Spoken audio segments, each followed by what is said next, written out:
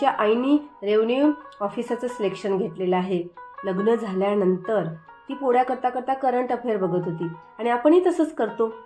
करायला गेलं तर सगळंच काही होतं, फक्त मनात जिद्द आणि दृढनिश्चय असायला हवा। फक्त एक मोटिवेशन तयार व्हावं लागतं आतमध्ये आणि एक जिद्द तयार व्हावी लागते आणि त्यानंतर बघा काय चमत्कार होतं ते। म्हणून असं कधीच घाबरायचं नाही की माझ्यापेक्षा सगळे वेगळे करत आहे आणि मला वेळच मिळत नाही तर मी कशी करू, असं म्हणून स्वतःला कधीच घाबरवून सोडायचं नाही। कारण आपल्याला सक्सेसचं एक पाऊल समोर जायचं आहे, मागे यायचं नाही आहे।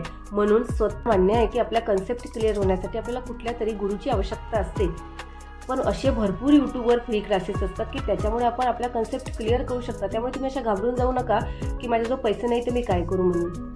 भरपूर मी विज्ञान सांगत नाही कारण टेटमध्ये विज्ञान राहत नाही। रिझनिंग पकडा, रिझनिंगमध्ये मी वेहनापूर्त्या करताय तर मला त्याची प्रॅक्टिस म्हणून रिव्हिजन करावीच लागेल, कारण प्रॅक्टिस अ मॅन परफेक्ट। त्यामुळे तुम्हाला सांगते ना, रिव्हिजन करा भरपूर, जेवढी होता होईल तेवढी रिव्हिजन। आणि बघा या जग आहे ना, इथे सगळेजण कॉम्पिटिशन एक्झामची तयारी करत आहे। कोणीच असं नाही आहे, एक दोन सोडले तर मुलांपासून मुलींपर्यंत सगळेजण अभ्यास करतायत। कोणी कोचिंग लावलेलं आहे, कोणी हे पुस्तकं घ्या म्हणत असतील, कोणी 16 तास अभ्यास करत असेल, पण सगळ्याचं सिलेक्शन होईल का? आपण हा विचार करतो मी एक हाऊसवाईफ आहे, मला मुलं आहेत, मला जबाबदाऱ्या आहेत, मग मला वेळच मिळत नाही, माझा अभ्यासच होत नाही, मग माझं सिलेक्शन कसं होईल? आणि इथेच आपण एक सक्सेसची पायरी मागे येतो। मला सांगा, जे मुलं स्पर्धा बघा अभ्यास तर सगळं जग करत आहे, आता आपल्याला ठरवायचं आहे की आपण त्या कुठल्या कॉम्पिटिशनमध्ये आहे नाही आहे।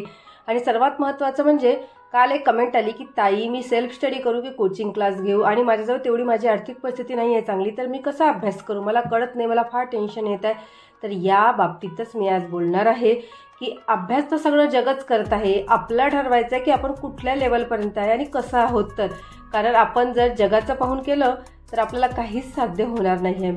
करायचं फक्त स्वतःच्या मनानं आणि जे आपल्याला योग्य वाटतं तेच, आणि म्हणून या बाबतीतच आजचा हा व्हिडिओ आहे। चला तर या व्हिडिओ पूर्ण बघा, जेणेकरून तुम्हालाही छान गाईड मिळेल की आपण अभ्यास कसा करायला पाहिजे, या कॉम्पिटिशनमध्ये कसं टिकायला पाहिजे। आणि सर्वात महत्त्वाचं म्हणजे अभ्यास हा फक्त दुसऱ्याचा पाहून कॉपी करणं नाही, तर स्वतःच्या मनात काहीतरी जिद्द तयार होणे करत आहे। सगळं राज्य अभ्यास करत आहे, कारण ही स्पर्धा परीक्षा सगळ्याला कव्हर करायची असते, पण सगळ्याचं सिलेक्शन होतं का? का असे काही जण त्यांचेच सिलेक्शन होतं? कारण त्यांना माहीत झालेली असते। सगळ्या राज्यात सगळेजण अभ्यास करतायत, जिकडे तिकडे कॉम्पिटिशन आहे, सगळेजण स्पर्धा परीक्षा देत आहेत, पण सगळ्याचं सिलेक्शन होत नाही। का होत नाही? कारण ती जिद्द, तो दृढनिश्चय, ते जे मनापासून करण्याचं काहीतरी वेगळेपण, ते जेव्हा तयार होतं ना, ती हिंदीमध्ये एक म्हण आहे की मेरी आखरी रणनीती, तर ती माझी जी शेवटची स्ट्रॅटेजी असते ना, ती जेव्हा तयार होईल ना, तेव्हा आपलं सिलेक्शन होईल। आणि खरंच ना, तुम्हाला सांगते, मला भरपूर कमेंट येत आहेत की ताई आम्हाला कळत नाही की सेल्फ स्टडी करू की कोचिंग लावू, आमची परिस्थिती नाही आहे चांगली। काही काही अशा पण कमेंट येत आहेत की कोचिंग लावायला पैसे नाही आहेत तर कसं करू। तर मी खरंच तुम्हाला सांगते की कोचिंग लावून सुद्धा भरपूर जण सिलेक्ट होत नाही। दुसऱ्याला कॉपी करू नका, स्वतः अभ्यास करा, स्वतःला शिकवा। जेवढं आपण स्वतःला शिकवू ना, तेवढं आपण समोर जाऊ। आता तुम्ही म्हणाल की ताई तू असं का म्हणतेस? तर का सांगते मी तुम्हाला, कारण जोही अभ्यास आपण स्वतःला शिकवण्यासाठी करतो ना, तो अभ्यास आपण कधीच विसरत नसतो। आता मला सांगा, 8-8 घंटे 9-9 घंटे कोचिंगमध्ये अभ्यास घेतला जातो, पैसे भरतात, पेड क्लासेस असतात, भरपूर जण क्लासेस करतात, 10-10 12-12 तास अभ्यास करतात, तरी त्यांची परीक्षा निघत नाही। का होतंय असं? कारण कुठेतरी कमी पडलं जातं। पण जेव्हा आपण सेल्फ स्टडी करू, मी ज्या विद्यार्थ्यांच्या बाबतीत सांगते की ज्यांच्याजवळ खरंच पैसे नाही आहेत किंवा ज्या हाऊसवाईफ की त्यांना फक्त आता पर्यायच नाही आहे सेल्फ स्टडी करण्यासाठी, सेल्फ स्टडीच करावं लागेल, तरी हार मानायची नाही, थांबायचं नाही, करायची सुरुवात। कारण जेवढं आपण सेल्फ स्टडी करू आणि स्वतःला स्वतः शिकू ना, तेवढंच आपण समोर जाऊ। वेळ लागेल, कासवाच्या चालीनं चालू, पण काहीतरी करून दाखवू। मला ही पण कमेंट आली की तुम्ही जो अभ्यास दाखवताय तो आम्हाला का दाखवतात, आम्हाला का त्रास देताय? पण मला त्यांना हे सांगायचं आहे की मी तुमच्यासाठी हा व्हिडिओ बनवत नाही आहे, ज्यांना खरंच गरज आहे अशा महिलांसाठी हा व्हिडिओ आहे।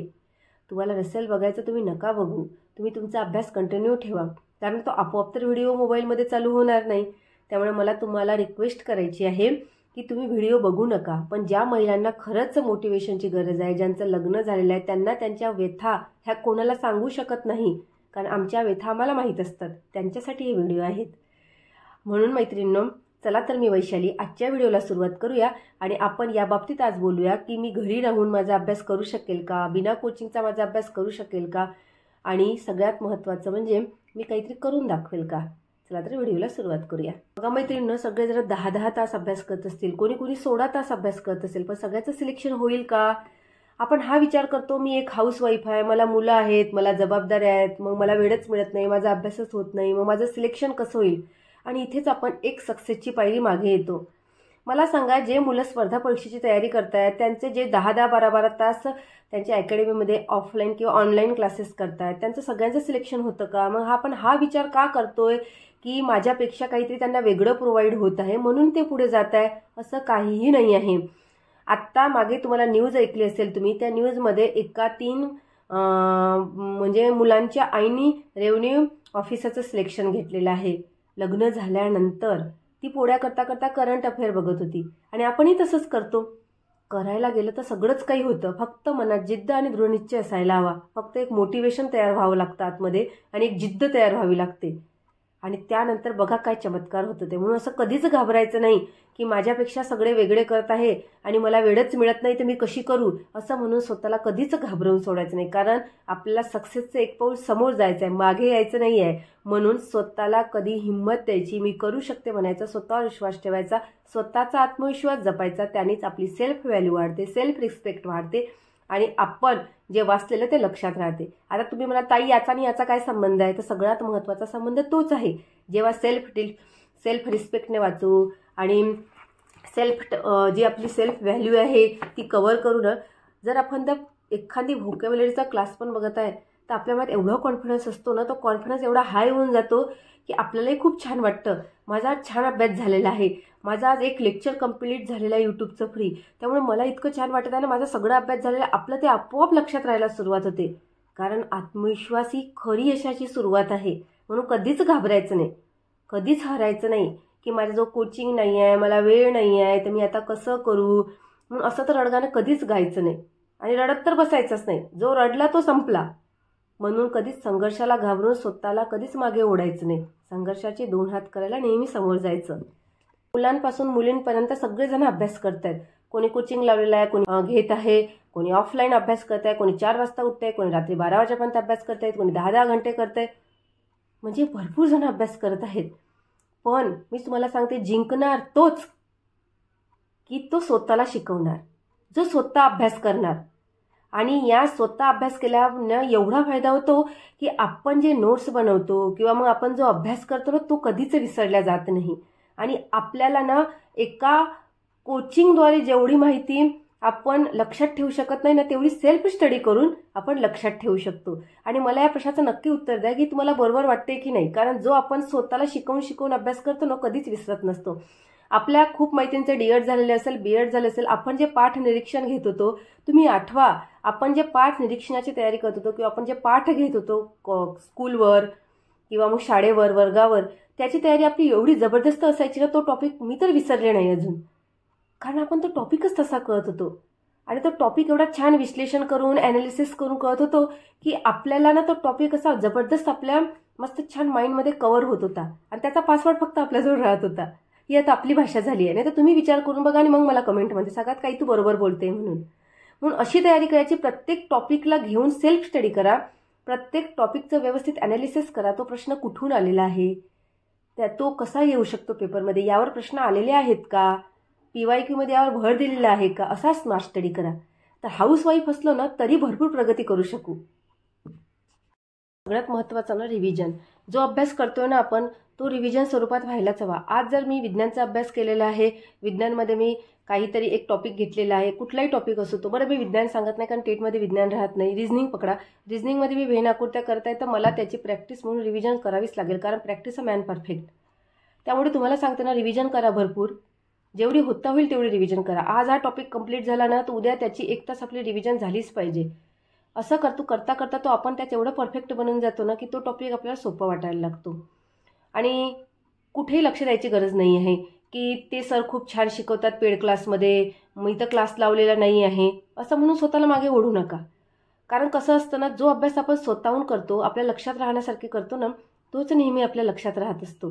आणि तीच सेल्फ स्टडी. हा मला मान्य आहे की आपल्या कन्सेप्ट क्लिअर होण्यासाठी आपल्याला कुठल्या तरी गुरुची आवश्यकता असते, पण असे भरपूर यूट्यूबवर फ्री क्लासेस असतात की त्याच्यामुळे आपण आपला कन्सेप्ट क्लिअर करू शकता. त्यामुळे तुम्ही अशा घाबरून जाऊ नका की माझ्याजवळ पैसे नाही तर मी काय करू, माझ्याजवळ पैसे नाही तर मी काय करू म्हणून.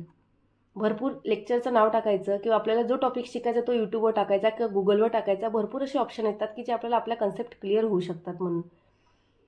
त्यामुळे स्वतःला कधीही पॉझिटिव्ह वेनी सांगायचं मी करू शकते, आपोआप आपल्याजवळ मार्ग मोकळे होतात. आणि आपल्याला ना कोणाला दाखवायसाठी अभ्यास करायचा नाही आहे. आपल्याला फक्त जे 1.5 ते 2 तास राहील आपला जो पेपर सोडवण्यासाठी, त्यात फक्त आपल्याला आपले मेरिटचे मार्क कमवायचे. कुठेही मॉक टेस्टमध्ये इंटरव्ह्यूमध्ये आपल्याला सिलेक्ट नाही व्हायचं आहे किंवा त्या प्रश्नाचं आपल्याला ॲनालिसिस करून दाखवायचं नाही आहे. त्यामुळे असा अभ्यास करायचा की जो आपल्या लक्षात राहील. बरोबर आहे ना? त्यामुळे असा अभ्यास करा की जो आपल्या लक्षात राहील, जे की दुसऱ्याच्या लक्षात राहणार नाही. त्यामुळे त्यांना कॉपी करून काही होणार नाही आहे. फक्त स्वतःला कॉपी करा, स्वतःसोबत पैज लावा की आपण आपली शर्यत जिंकू. ना की माझ्या मित्राने हे पेड कोर्स कंप्लीट करत आहे, तो 10-10 तास अभ्यास करत आहे, मी हाऊसवाईफ आहे, मी घाबरून जात आहे, असं म्हणून स्वतःला डिमोटिवेट नाही करायचं. कधीच हिंमत हरायची नाही, खचायची नाही. तर बघा, आजच्या या व्लॉगमध्ये एवढंच. नक्की आपल्या पुढील स्टडी व्लॉगमध्ये भेटूया. तोपर्यंत स्वतःला सांगत राहा मी करू शकते, माझा स्वतःवर पूर्ण विश्वास आहे आणि मी करून दाखवणारच. आणि कुठल्याही अडचणी आल्या तर मी त्यातून मार्ग काढणार. कारण जिथे अडचणी असतात ना तिथे मार्ग नेहमी असतोच, फक्त तो शोधायची गरज असते. आणि संध्या तर ह्या येतच असतात, त्या फक्त आपल्याला पकडायच्या असतात. त्यामुळे स्मार्ट स्टडी करा, स्वतःची काळजी घ्या, आनंदी राहा. भेटूया लवकरच. बाय.